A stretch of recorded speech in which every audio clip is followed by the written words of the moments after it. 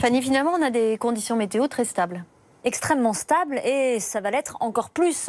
Si bien qu'il n'y aura quasiment plus de vent sur les régions du nord et donc forcément le froid sera moins intense.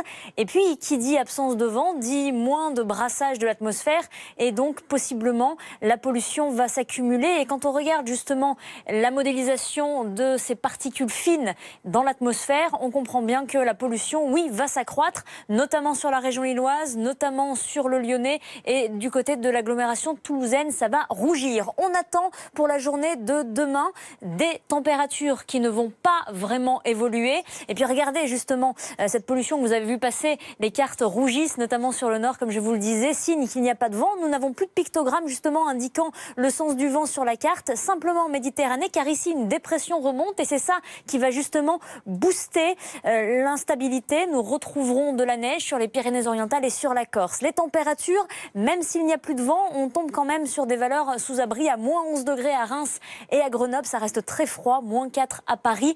Eh bien, pour le week-end, ce sera sec essentiellement sur le nord du pays, mais on va voir remonter cette dépression de plus en plus avec de la neige sur les reliefs, y compris sur le sud du Massif central. 100 km/h pour le vent, beaucoup de pluie et beaucoup de neige sur la Corse. On surveillera évidemment cette situation qui pourrait dégénérer. Pour l'heure, c'est la météo des neiges.